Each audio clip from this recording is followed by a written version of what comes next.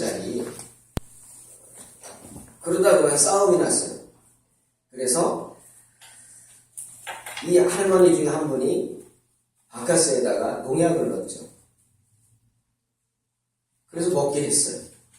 그래서 그 사건으로 인해서 친구죠. 같이 같은 동네 할머니들, 얼마나 평생을 같이 사신 분들인데 두 분이 돌아가시고 서너 명이 지금도 병원에서 고통을 받고 있습니다. 그런데 문제는 증거가 없다는 거죠. 하지만 죄를 지었다는, 왜 우리 그런 거 있잖아요. 심증은 있는데 물증은 없다고. 그런 케이스가 돼서 분명히 이분이 그랬다, 이 할머니가 그랬다 그래서 아주 그냥 검사들이 난리가 났죠. 그래서 뭐 증거를 찾고 찾다가 정 안 되니까 뭐까지 했어요? 국민참여재판까지 했어요. 그래서 거기서 많은 분들이 이 할머니가 살인자다 결론을 내려서 그걸 또 하나의 또 증거로 해서 결국 이 할머니를 기소했고, 이 할머니가 어떻게 됐어요? 최종 무기징역 판결을 받았어요. 저는 그걸 보면서 이 할머니가 팔순이 다 됐어요. 정말 할머니예요. 허리도 꼬부라져가지고 이러고 다니시는 거 화면에서 보셨잖아요. 근데 그 10원짜리 갖고 싸웠다고 해서 저 사람들을 죽일 정도냐? 이게 이제 변호인의 변론이지만, 사람이요, 이 감정 조절을 못하면 텔레비전에서 보시죠. 조금 차 운전하다가 약간 시비가 붙었다고 차로 밀어버리고, 정말 무섭습니다. 또 그 죄에 대한 결과는 묻는다는 거예요. 반드시 죄의 대가를 치르게 한다. 그게 세상 법입니다. 여러분, 죄 짓고는 못 삽니다. 죄 짓고 숨어서 살 생각하면 안 돼요. 죄 짓고는 정말 못 살아요. 그 죄값을 받아야 돼요. 그게 세상의 법입니다. 저는 이 바카스 할머니 얘기를 보면서 그 생각했어요. 죄 짓고는 못 사는 거예요. 그 죄에 대한 어떻게든 증거를 어떻게든 찾아서 벌을 가하는 거예요. 성경 말씀이 생각났어요. 죄의 싹은 뭐죠? 사망이라고 했어요. 여러분, 그 말이요, 그냥 죄 지면 죽는구나가 아니에요. 그 말에는 어떤 의미가 있냐면, 하나님께서 죄의 문제를 용납하지 않는다는 거예요. 절대로. 다시 말하면 죄 짓고는 하나님 나라에 갈 수 있어요, 없어요? 못 간다는 거예요. 못 간다는 거예요. 솔로몬은 그 말했어요. 우리 청년들한테. 얼마나 혈기 왕성합니까? 유혹도 많고. 청년들이 뭐라 그랬냐면 깜짝 놀랄 말을 했어요. 청년들아, 너의 젊은 날 네 마음대로 해라 그랬어요. 네 마음대로 살아라 그랬어요. 아니, 어떻게 솔로몬이 그런 말을 했을까 싶을 정도로. 네 마음대로 살아. 살고 싶은 대로. 하고 싶은 대로 다 해. 단 조건이 있다. 뭐냐? 하나님이 지켜보고 계시다는 걸 알라. 정말 무서운 말이에요. 하고 싶은 대로 다 하면서 살아. 하지만 하나님이 지켜보고 있어. 무슨 말이에요? 하나님이 심판하신다는 거예요. 죄의 싹은 사망이에요. 죄 짓고는 못 살아요. 하나님 나라 갈 수 없다. 여러분, 하나님이 그냥 덮어주는 줄 아세요? 죄 지은 걸? 여러분, 그렇게 생각하세요? 어떤 분은 그래요. 하나님이 중병에 걸렸대요. 고치지 못한 중병. 뭐냐 그랬더니 건망증이래요. 건망증. 하나님은 돌아서면 잊어버린대요. 우리가 죄 짓고 너 이러면 죽어. 너 가만 안 둘 거야. 그러다가 돌아서면 잊어버린다는 거예요. 글쎄요. 저는 그거 잘못된 말이라고 생각해요. 여러분, 하나님은요 절대로 잊지 않으십니다. 하나도 잊지 않으세요. 심지어 시편에 주님은 우리가 흘리는 눈물 한 방울도 기억하신다고 했어요. 아멘? 우리의 머리부터 하루하루도 다 세심받았다고 했어요. 하나님께. 근데 어떻게 잊어버려요? 다 기억하세요. 다 끄집어내세요. 다 들추어내세요. 하나님께서 용서하셔도 그 죄의 문제를 내가 해결하도록 그 죄에 대한 대가를 다 우리가 그 뿌린 씨에 대한 열매를 먹게 하시는 줄로 믿습니다. 뿌린 대로 뭐예요? 거두는 거예요. 그러나 주님이 용서하시는 건 뭐죠? 바로 대가를 치렀기 때문에. 대가를. 여러분, 보석금이라는 거 아시죠? 뭡니까? 죄 짓고요, 돈 내고 나오는 거예요. 어떤 죄는 세상에서도 판단하기에 사람이 이렇게 실수할 수도 있다. 그리고 이건 조금 그렇게 중한 죄가 아니다, 뭐든지 그런 부분에 대해서는 보석금을 내고 나올 수 있게 법으로 만들었죠. 보석이에요. 돈 내고 나오는 거예요. 대가를 치르라는 거죠. 그 대가가 돈인 거죠. 그러나 우리가 지은 죄에 대한 대가는 돈으로 해결할 수 있어요, 없어요? 없어요. 그 어떤 것도 해결할 수 없어요. 그래서 주님이 하나님이 택한 방법이 뭐예요? 그 대가, 너무 큰 죄의 대가 치르기 위해 당신의 독생자 예수 그리스도를 주신 거예요. 성탄절은 그런 날이에요. 우리의 죄의 대가를 치르기 위해서 당신의 독생자를 이 세상에 보내신 날, 그날이 성탄절이에요. 그러니 아까 우리 집사님 기도처럼 그저 쉬는 날이다, 노는 날이다, 캐롤 들으면서 눈이나 내렸으면 좋겠다, 흥청망청 부어라 마셔라, 그런 날이 아니에요. 정말 내 자신을 돌아보고 하나님께 감사하는 그런 기쁜 성탄절이 되시기를 주님의 이름으로 축원합니다. 세계에서 죽기 전에 가보아야 할 건축물이 1000개가 있대요. 그 중에 손꼽히는 곳이 있습니다. 아마 그 어느 나라 사람들보다 우리 한국 사람들이 많이 가봤을 것 같아요. 왜? 성지순례 필수 코스 중에 하나거든요.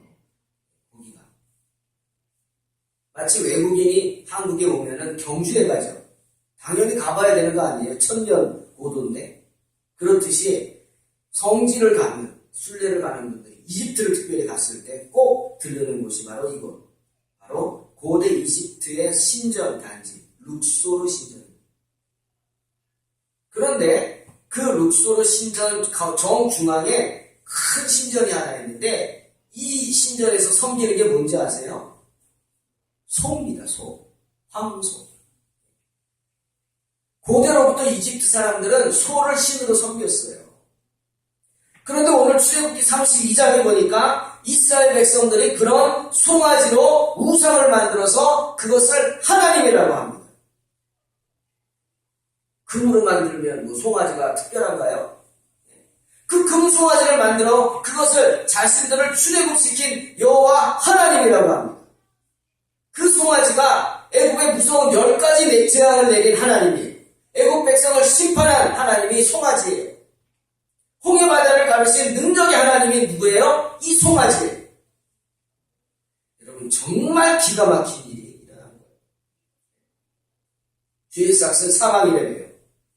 죄 지면 어떻게든 찾아가지고 죄의 대가를 치르게 하는 거 아닙니까? 그게 세상 법 아닙니까? 이스라엘 백성들은 도저히 용서받을 수 없는 엄청난 죄를 지었어요. 그 죄가 더욱 큰 것은 왜 그래요? 바로 하나님으로부터 엄청난 은혜를 받았기 때문에. 출애굽이라는 엄청난 은혜, 홍해가 갈라져 바다를 건너는 엄청난 은혜, 그런 은혜를 받았는데 그런 은혜를 베푸신 분이 누구예요? 송아지.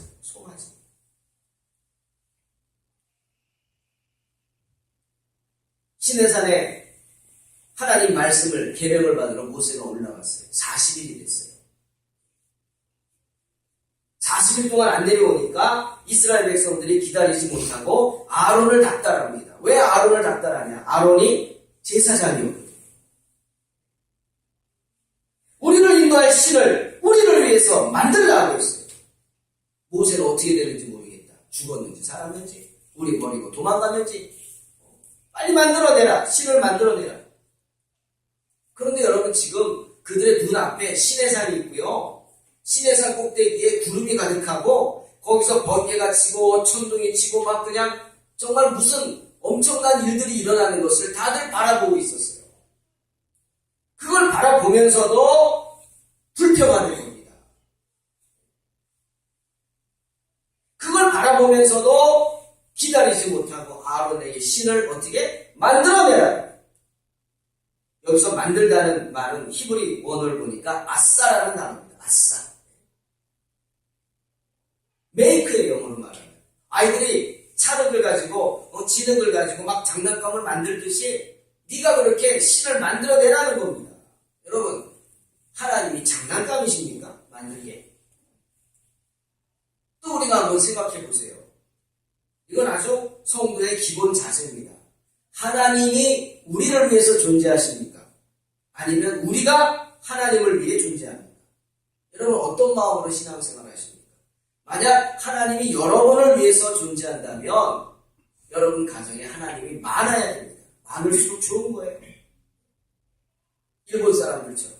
일본 사람들은 자기네 1억 2천인가 인구보다 섬기는 신이 더 많아요. 이 신도 좋고 저 신도 좋고, 이 신이 더 세 보이면 모시고 저 신이 더 세 보이면 모시고, 조상 중에 유명한 신은 다 신이고, 신사 참배하죠. 신사 뭡니까? 자기들 조상 중에 훌륭하다고 생각하는 사람 신으로 모신 곳이 신사예요.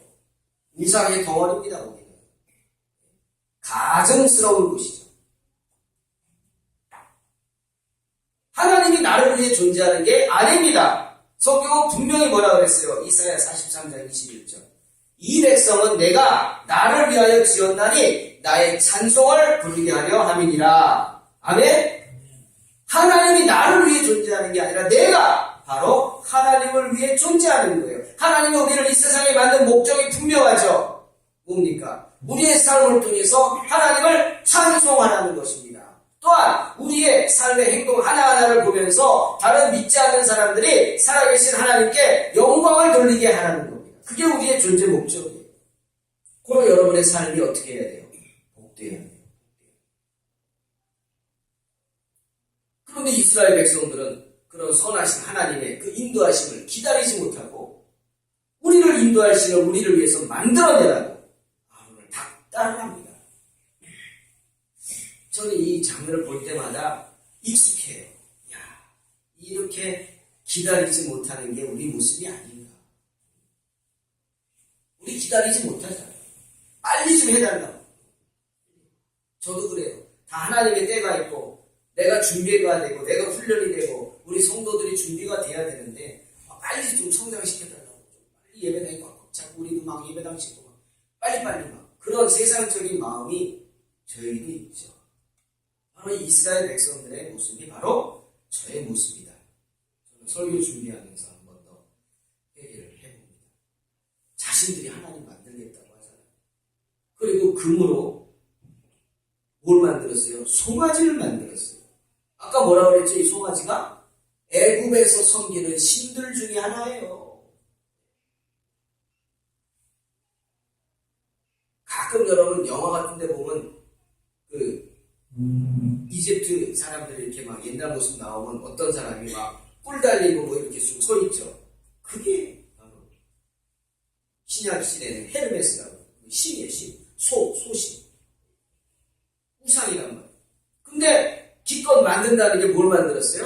애굽의 우상을 만들었어요. 그리고 봐라! 이게 너희를 애굽에서 인도하여 낸 너희 신이다! 이런 죄악이 어디 있습니까? 죽어야죠. 다 죽어야죠. 이런 죄 지은 사람은 어떻게 해야 돼요? 세상 법대로 다 죽어야 됩니다. 죄의 삭은 사망. 저는 이것이 가룟 유다가 정말 나약한 사람이죠. 물질의 종이 되어버렸잖아요. 나약한 가룟 유다가 예수님을 은삼시대 판 죄보다 더 큰 죄라고 생각합니다. 저는 이것이 연약한 베드로가 예수님 모른다고 3번 부인한 죄보다 더 큰 죄라고 생각합니다. 도저히 용서받을 수 없는 죄를 지은 거예요. 어떻게 전능하신 하나님이 사람의 도움 없이는 한순간도 살 수 없는 아무데나 똥이나 오줌이나 여러분 예전에 시골에서 소 끌고 갈 때 보면 강에서 뒷꼬리로 툭툭 치고 가잖아요. 뭘 치고 가나 했더니 툭툭 흔들면서 치고 가는 거 보니까 뭐 시꺼먼 게 몽글몽글하게 막 떨어져. 지가 길거리 걸어다니면서 똥 넣으면서 그걸 꼬리로 툭툭 치면서 뿌리고 다니죠. 뒤에 따라가다가는 똥 맞아요. 그게 소예요. 아무 데나 가다가 그냥 칙 하고 오줌 누고. 그런 소가 하나님이라고 하니 기가 막힌 얘기죠. 그들의 죄 어떻게 용서받을 수 있겠어요? 더구나 성경을 보니까 그러고 나서는 양심의 가책도 없고 꺼리낌도 없고 먹고 마시고 뛰놀더라 말하고 있어요. 원문을 살펴보니까 먹고 마시며 온갖 쾌락에 빠져서 여러분 남녀가 서로 희롱하며 즐겼다 이렇게 번역을 했어요. 뛰놀더라 서로 희롱하며 즐겼다. 성적인 쾌락에 빠졌다는 거예요. 애국 사람들 칼에 죽을 뻔한 게 며칠 전인데 홍해 바닷물에 빠져 죽을 뻔한 것이 얼마 전인데 그 은혜도 잊어버리고 금송아지를 만들어서 하나님이라고 부르면서 온갖 쾌락에 빠져서 빈구는 그런 이스라엘 백성들 어떻게 해야 되죠? 죽어야죠. 벼락을 맞아서 죽어야 돼요. 그런데 벼락이 떨어지지 않았어요. 땅이 갈라지지 않았어요. 디모데전서 4장에서 디모데가 우리에게 이렇게 경고를 합니다. 후일에 양심의 화인 맞은 사람들이 믿음에서 떠나 미혹해 하는 영과 귀신의 가르침을 쫓게 될 것이다. 그래서 외식함으로 거짓말할 것이다. 경고합니다. 후일에 우리가 정말 정신 차리지 않고 양심을 지키지 않는다면 양심의 화인을 맞아서 양심을 불임들을 지져가지고 느끼지도 못해서 미혹해 하는 영, 귀신에게 그만 이용당한단 말이에요. 지금 이스라엘 백성들은 빨리 잔치하고 싶은 거예요. 빨리 신을 모시고 형상을 만들어서 거기서 빨리 먹고 마시고 잔치하면서 서로를 희롱하면서 자신의 욕망을 쏟아붓고 싶은 거예요. 자기 욕심에 빠져 있으니 어떻게? 사탄의 꾀에 넘어가죠. 그러니 모세를 기다리겠어요? 아예 편하게 모세는 죽었다 해버리는 거예요. 미혹의 영이 넘어가고 귀신의 꾀에 빠진 겁니다. 어떻게 해야 돼요? 이 사람들 죽어야 돼요. 벼락을 맞아서 죽든지 땅이 갈라져서 죽어야 돼요. 그런데 어떻게? 벼락이 안 내렸어요. 땅이 안 갈라졌어요.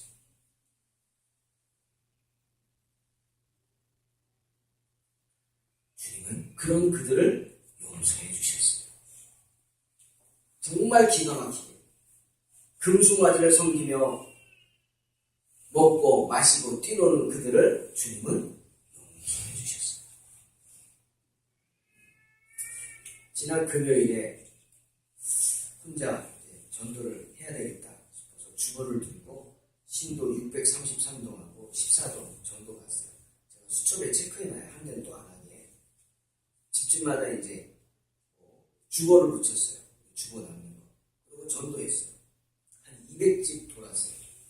그런데 다시 한번 느끼는데 놀라운 거는 그 200집에 교패가 붙어있지 않은 집이 한 160집쯤 돼요. 80% 정도. 교패 붙어있는 집이 한 20%예요. 물론 동탄 교패는 그렇게 많지 않아요. 어떤 분들은 그래요. 일부러 교패를 안 붙이는 분들도 있대요. 그럴 수도 있겠죠. 그 중에 한 5%는 카톨릭이에요. 그러나 많은 집들이 교패가 없다? 뭡니까? 교회를 안 다닌다는 걸로 생각해야죠. 다른 생각하지 않고. 우리가 전도하지 않는다는 거예요. 게으른 거죠. 전도해야 되는데 그저 전도하지 않죠. 그냥 핑계 대는 거죠. 아 요즘 뭐 전도 안 돼. 아 요즘 뭐 상가교회 안 와.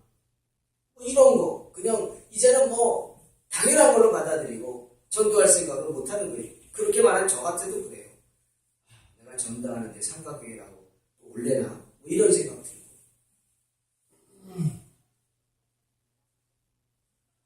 그것도 죄입니다. 수없이 우리는 그렇게 죄에 빠져 있어요. 근데 그거 죄인지 몰라요. 할 수 없지 뭐. 세상이 그런데. 지금은 뭐 전도하는 때가 아니래. 지금은 개척하는 시대가 아니래. 그렇게 합리화시키고. 이스라엘 백성들의 죄를 생각할 때 하나님은 나의 게으른 죄 그리고 어떻게 보면 악한 죄들이 생각나게 하시는 거예요. 설교 준비하면서 이런 사람들 이거 진짜 벼락 맞아 죽어야 돼. 땅이 갈라져서 삼켜버려야 돼 막. 전염병이 돌아야 돼 막. 이런 마음이 막 생기면서 한편으로는 두려운 거예요. 나는.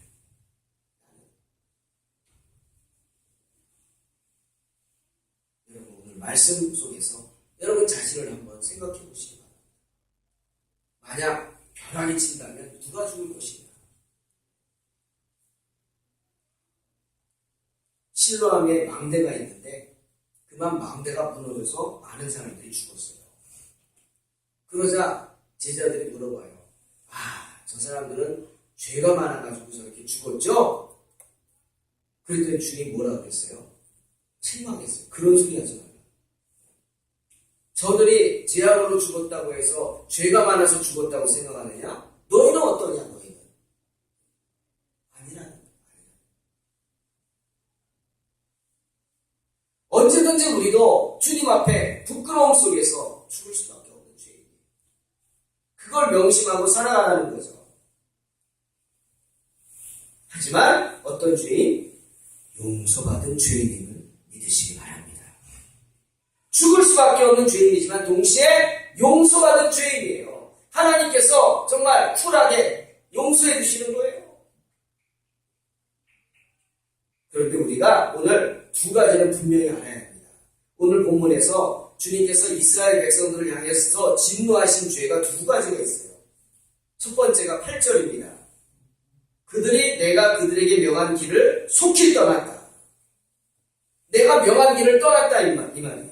자신들이 가야 할 그 길을 떠났다는 거죠.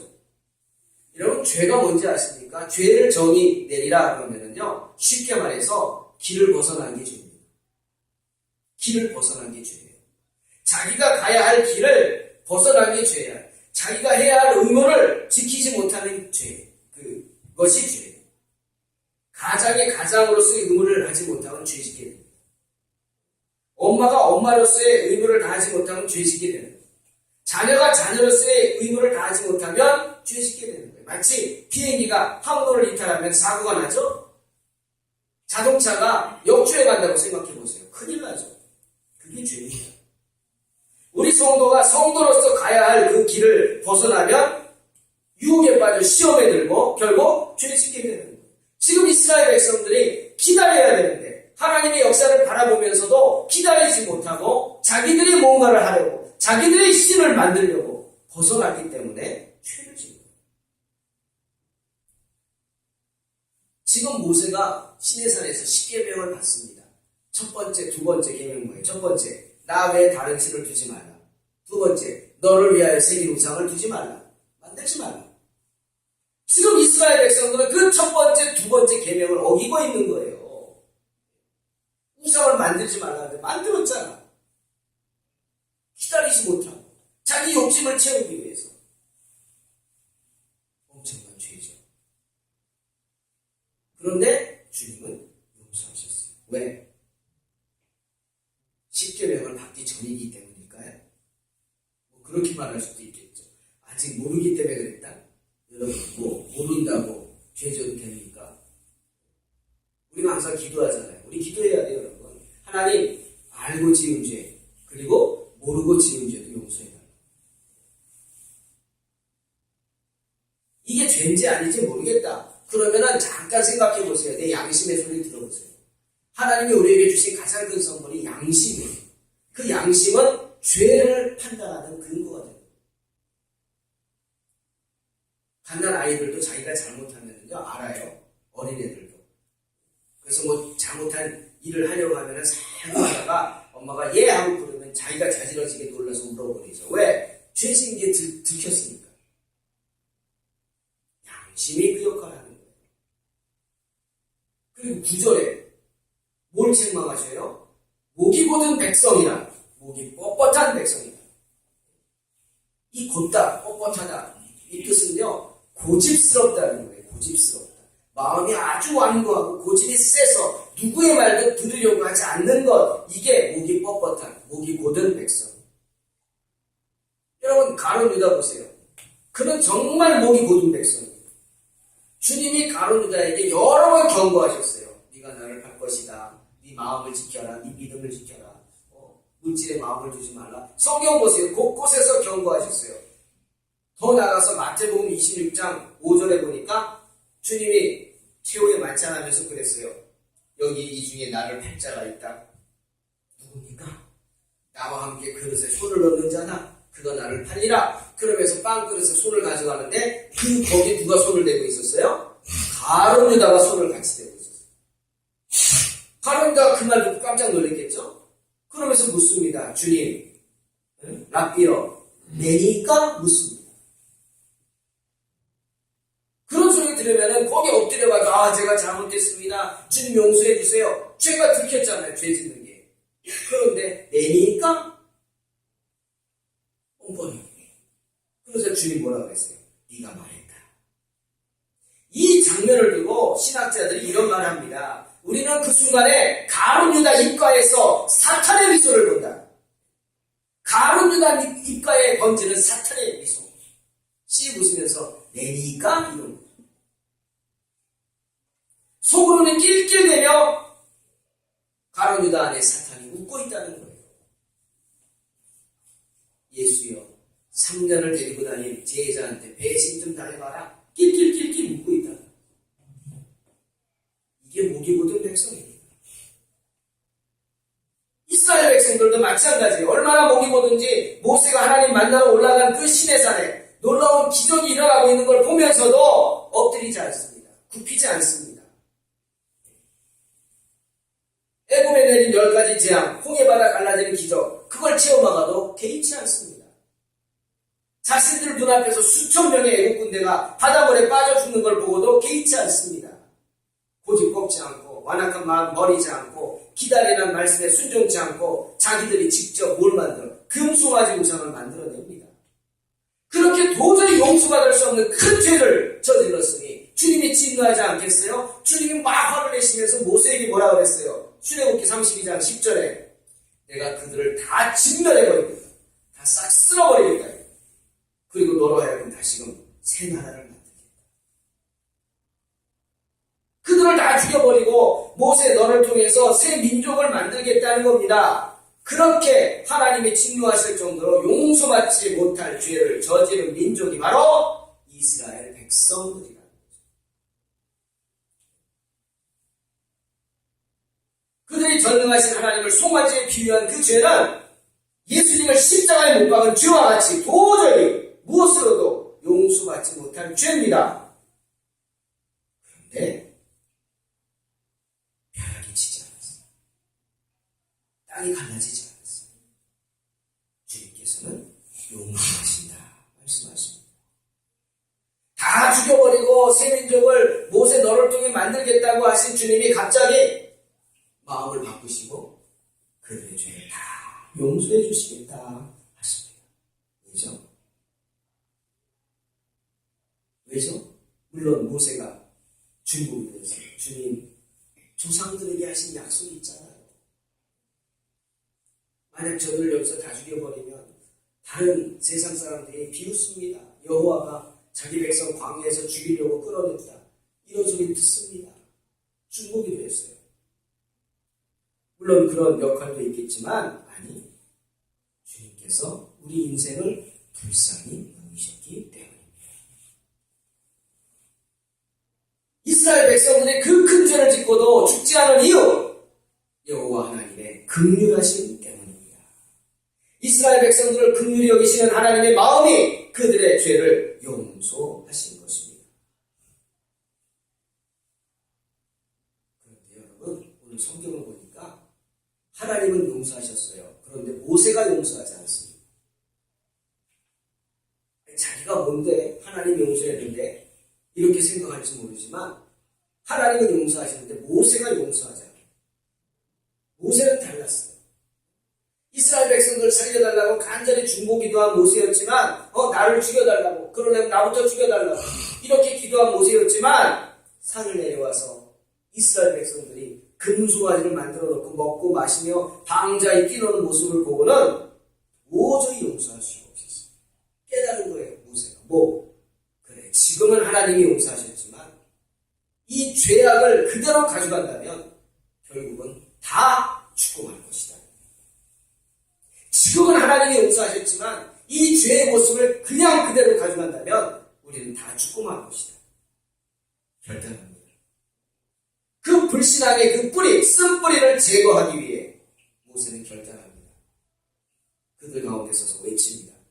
누구든지 여호와의 편에 있는 자는 내게로 오라. 이 순간 누구든지 여호와의 편에 있는 자는 내게로 오라 외칩니다. 그러자 레위 족속들이 모였다고 성경은 말씀하십니다. 그들에게 모세가 명령하죠. 각각 허리에 칼을 차고 진 이문에서부터 저문까지 왕래하면서 각 사람이 그 형제를 치라. 각 사람이 그 친구를, 각 사람이 그 이웃을 도륙하라.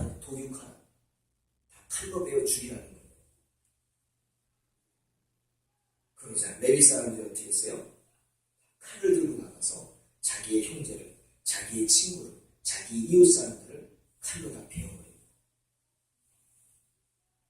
어떤 사람들을 베어버렸을까요? 금송아지 만드는데 적극적이었던 사람들이죠. 3,000명가량을 죽였다고 성경은 말씀하십니다. 근데 여러분 한번 생각해 보세요. 3,000명을 죽이는 동안 큰 전쟁이 아니에요. 레위 사람은 몇 명이 죽었을까요? 저는 그 생각해 봤어요. 3,000명을 죽일 정도로 큰 전쟁이 일어났는데 그러면 칼 들고 나갔던 그 레위 사람들은 몇 명이나 죽었을까? 단 한 명도 죽지 않은 줄로 믿습니다. 단 한 명도 안 죽었을 거예요. 분명히. 왜? 하나님의 일이니까. 하나님이 함께 하시니까. 이처럼 주님의 편에 서기 위해서는 뭐가 필요해요? 희생이 필요합니다. 형제를 치고 친구에게 칼을 드는 엄청난 각오와 희생이 필요하죠. 그것을 하나님께 대한 헌신이라고 성경은 말씀하고 있어요. 우리가 주님의 편에 서기 위해서는 뭐가 필요해요? 주님을 향한 헌신이 필요하단 말이에요. 그런 헌신이 있었기 때문에, 레위인의 그런 헌신이 있었기 때문에 이스라엘 백성 가운데 뭐가 사라져요? 악을 제하여 버릴 수 있었던 거예요. 그들의 자녀들이 죽지 않고 살 수 있었던 것입니다. 하나님께서 이스라엘 백성들을 그 큰 죄도 용서하셨습니다. 하물며 우리를 긍휼히 여기시는 하나님께서 저와 여러분의 죄를 용서하지 않으시겠습니까? 에베소서 2장에서 긍휼에 풍성하신 하나님이 우리를 사랑하신 그 큰 사랑을 인해서 허물로 죽은 우리를 그리스도와 함께 살리셨다 분명히 말씀하십니다. 예수 그리스도를 보내주심으로 인해 우리는 주님의 은혜로 구원을 받은 것입니다. 한없이 자비로우신 하나님께서 그 크신 사랑으로 인해서 우리를 사랑하셔서 정말 매일매일 죄짓기를 밥 먹듯 하는 우리의 죄를 용서하시기 위해서 예수 그리스도를 보내주신 거예요. 이 대림절 기간에 우리가 사모해야 할 것은 뭡니까? 바로 하나님의 긍휼하심이에요. 주님 그랬어요. 용서하라. 얼마나 용서할까요? 70번씩 7번이라도 용서하라. 77이 49, 490번만요? 아닙니다. 무한대로 용서하라. 죄 짓고 와서 잘못했다고 얘기하면 용서하라. 무조건 용서하라. 그게 하나님의 사랑이에요. 예수 그리스도 앞에 나와서 회개하는 자는 그 어떤 죄를 진다 할지라도 그 죄의 횟수가 아무리 많다 할지라도 다 용서받게 되는 줄로 믿습니다. 그러기 위해서는 어떻게 해야 돼요? 다시는 죄 짓지 않기 위해서 내가 하나님 앞에 헌신해야 되는 거예요. 헌신. 레위인들이 그랬던 것처럼 자기 친구를 죽이는 아픔, 자기 형제 자매를 죽이는 아픔, 자기의 이웃을 칼로 도륙하는 아픔, 그 아픔을 견디면서 헌신해야 합니다.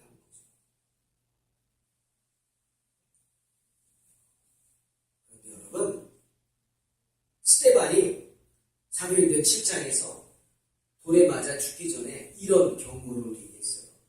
바로 이 사건을 스데반이 얘기합니다. 그때 저희가 송아지를 만들어서 그 우상 앞에 제사하며 자기 손으로 만든 것을 기뻐하더니 하나님이 돌이키사 저희를 그 하늘의 군대, 즉 하늘의 우상들을 섬기는 일에 그저 버려두셨다. 무서운 말이에요. 스데반. 이스라엘 백성들이 금송아지를 만들었잖아요. 다 회개한 줄 알았어요. 다 쓴뿌리를 제한 줄 알았어요. 그런데 아니란 말이에요. 아니란 말이에요. 죄의 싹은 사망이에요. 뿌린 대로 거두는 거예요. 그들의 지은 죄에 대한 대가를 치러야 됐다는 말이에요. 그 쓴뿌리가 완전히 제해지지 않아서 그저 하나님이 그들이 하늘의 별들, 우상 섬기는 일에 버려주셨다. 이 사건을 배경으로 유대 전해내어는 속담이 있다고 합니다. 우리가 보듯이 금송아지 사건 이후에 하나님은 회개하는 자들을 긍휼히 여기시고 용서하셨습니다. 회개한 이스라엘 백성들은 아무런 심판을 받지 않았어요. 하지만 그들 마음속에 여전히 금송아지의 가루 한 온스가 남아있었다. 이렇게 말합니다. 그 금송아지 가루가 그 안에 다 제하여지지 않고 남아있었다. 그래서 그 후로 계속해서 이스라엘 백성들은 우상을 숭배했어요. 우리가 구약을 읽어보면 답답할 정도예요. 아니 이 사람들은 왜 이렇게 정신 못 차리고 우상을 섬기나? 그 이유가 어디 있어요? 그 마음속에 금송아지 가루를 다 버리지 못합니다. 바벨론의 포로로 끌려갈 때까지 그들은 그 심판을 벗어날 수 없었어요. 여러분 다윗을 기억하시죠? 다윗이 밧세바하고 범죄하고 회개했죠. 정말 대단한 사람입니다. 나단의 지적과 함께 그 즉시로 무릎 꿇고 회개했어요. 하나님은 다윗의 죄를 용서하셨어요. 그러나 자기가 뿌린 씨앗은 거두어야 했어요. 밧세바와의 사이에서 낳은 아이는 죽어야 했고 그 집안에서 칼이 떠나지 않았어요. 자녀들이 자녀들을 겁탈하고 같은 자녀가 자녀를 죽이고 아들이 아비를 대적하는 그런 무서운 재앙이 계속 있었어요. 그건 뭐죠? 죄의 씨앗이에요. 그런 죄악이 반복되지 않고 우리가 용서받은 모습으로 끝까지 우리의 자신의 믿음을 지키며 살아가기 위해서는 어떻게 해야 돼요? 헌신해야 돼요. 헌신. 끊임없이 하나님 앞에 헌신해야 되는 거예요. 희생하고 헌신하고. 정말 하나님의 나라를 위해서 내가 최선을 다하는 모습을 보여줘야 내 대해서 그 죄의 싹을 끊어버릴 수 있다는 거죠. 오늘 이 금송아지 사건을 통해서 저는 큰 두 가지를 바라봅니다. 하나는 지금 말했던 겁니다. 우리의 죄의 씨앗을 우리 자손들에게 물려주지 않기 위해서는 끊어버리기 위해서는 어떻게 해야 돼요? 내가 헌신해야 돼요.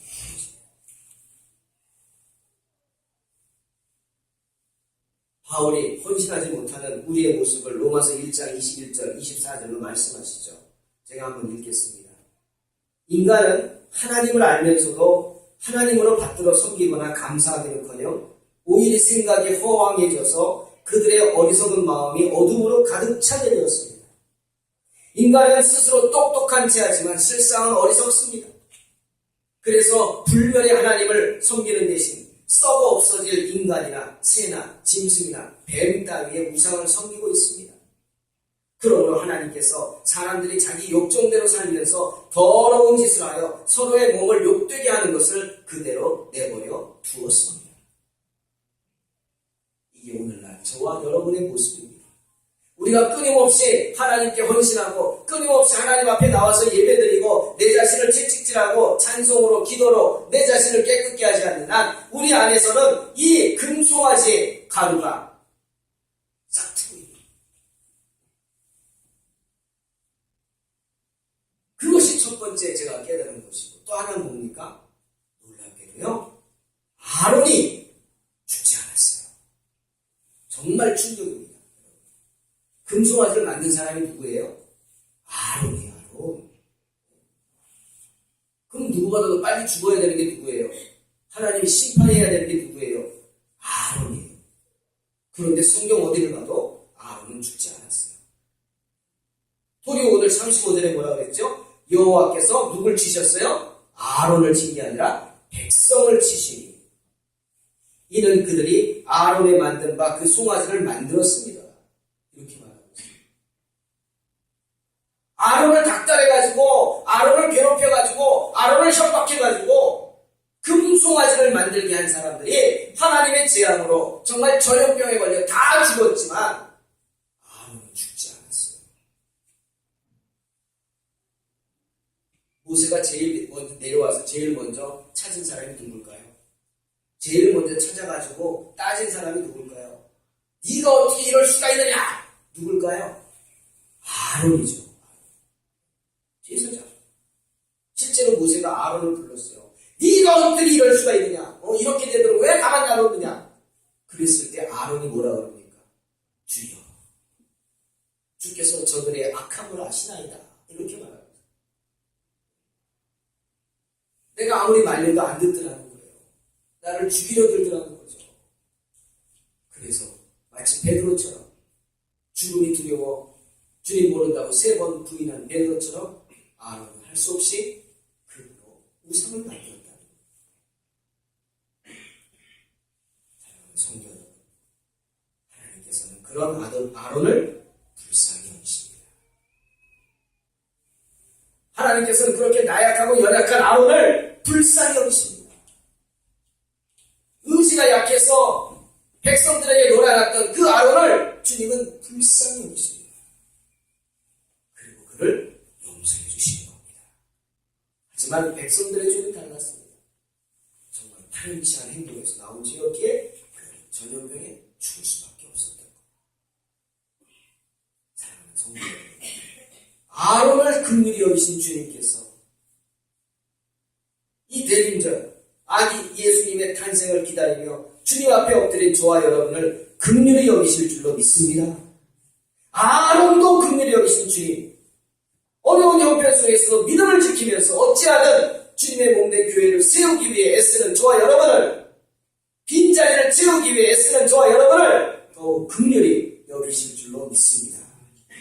어찌해야 합니까? 그 믿음을 지키십시오. 그 은혜에 감사하면서 그 믿음을 지키십시오. 어떻게 지킵니까? 헌신하시기 바랍니다. 여러분의 시간을 드리고, 여러분의 마음을 드리고, 여러분의 물질을 드리고, 여러분의 모든 것을 드리고, 주님 말씀처럼 너는 범사의 그를 인정하라. 그리하면 내 일을 지도하시리라. 범사를 하나님께 맡겨드리시기를 주님의 이름으로 축원합니다.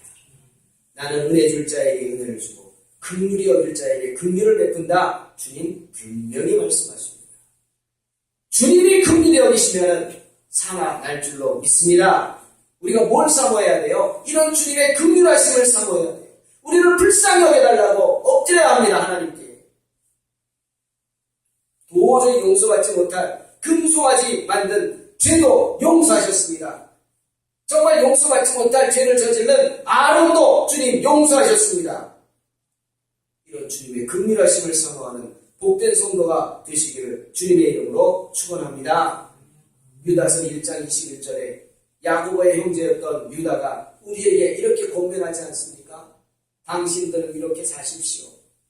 주님의 성도 여러분, 이렇게 사시기 바랍니다. 어떻게 해요? 하나님의 사랑 안에서 자기를 지키십시오.